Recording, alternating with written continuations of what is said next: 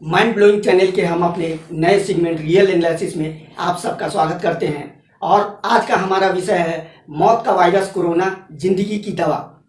तो सबसे पहले हम चलते हैं, जब पहला लॉकडाउन शुरू हुआ उस समय सबसे पहले समाचार पत्रों में एक खबर छपी कि एक होम्योपैथ की दवा आर्सेनिक एल्बुमिन, जो कि इम्यूनिटी बढ़ाने में सबसे कामयाब है, और देखते देखते ये सारे मार्केट से आउट ऑफ मार्केट हो गए। फिर एक दवा के बारे में आया हाइड्रोक्सीक्लोरोक्विन, जिसे भी प्रयोग में लाया गया कोरोना ठीक करने के लिए। यहाँ तक कि अमेरिका ने इस दवा को भारत से मंगाने की भी रिक्वेस्ट करी, लेकिन ये दवा कहाँ तक सक्षम है ये सब लोग जानते हैं।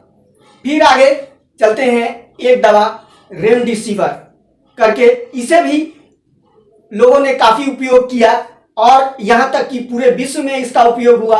और इस दवा का यहाँ ये स्थिति है कि इंडिया में 4-5 हज़ार की दवा 40 से 50 हज़ार में बिकने लगी, और इसका भी यहाँ पे ब्लैक मार्केटिंग होना शुरू हो गया। अब दवाओं के बारे में आगे बढ़ते हैं, तो कोरोना के बारे में कुछ कंपनियां दवा बनाने की तरफ मुड़ गई।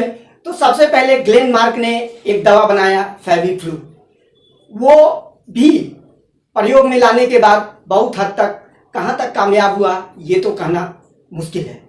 आगे पतंजलि, जो कि बाबा रामदेव की कंपनी है, उन्होंने भी एक कोरोनिल नाम से दवा लाने की पेशकश की, आयुर्वेद की दवा, जिसे स्वास्थ्य विभाग ने आगे बढ़ाने का अप्रूवल नहीं दिया। और एक कंपनी ने ये दावा ठोक दिया कि कोरोनिल नाम वो बहुत पहले एक दवा के लिए रजिस्टर्ड करा चुका था। आगे प्लाज्मा थेरेपी भी चारों तरफ और बहुत से देश और इंडिया में भी इसका यूज हुआ कोरोना के मरीजों को ठीक करने के लिए। ग्लेनमार्क के बाद आगे चलते हैं, अब वैक्सीन की तरफ चलते हैं। तो बहुत से देश वैक्सीन बनाने के काम में जुट गए। ऐसे तो मैं आपको बताऊं कि वैक्सीन बनाने में 10-12 साल लग जाते हैं अमूमन। और वैक्सीन की सबसे पहले ट्रायल होती है, पहले जानवरों पे ट्रायल होता है, चूहों पे, खरगोश पे, उसके बाद में चिंपांजी पे, बंदरों पे, तब जाके ह्यूमन ट्रायल शुरू होता है। तो उसमें भी 3-4 ट्रायल होते हैं, पहला ट्रायल, दूसरा ट्रायल, तीसरा ट्रायल, तब जाके अनुमति दी जाती है कोई भी वैक्सीन को जारी करने या बनाने के लिए, लोगों को देने के लिए।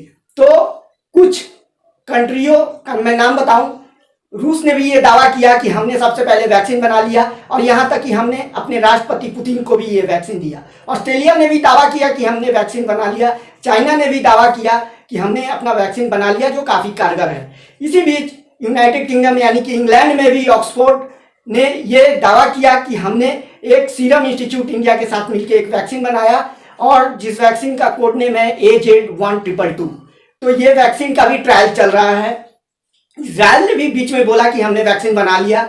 उसके बाद अमेरिका में ट्रंप ने ये दावा किया कि हमने भी वैक्सीन बनाया है, और ये वैक्सीन का पहला ट्रायल, दूसरा ट्रायल भी सफल रहा, तीसरा ट्रायल 70 जगहों पे 30,000 लोगों के बीच किया जा रहा है, और इसके बाद वैक्सीन जारी कर दिया जाएगा।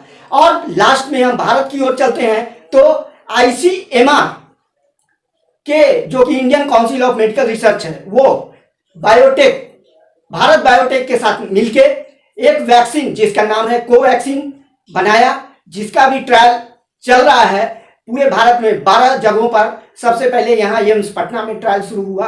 अब इनका दावा है कि हम 15 अगस्त तक इस वैक्सीन को जारी कर देंगे लोगों के लिए, लेकिन अभी भी इस पे संशय बना हुआ है कि आखिर वैक्सीन कब तक आएगा। लोग इंतजार में हैं कि कब तक हमें वैक्सीन मिलेगा और कोरोना से निजात मिलेगा। धन्यवाद।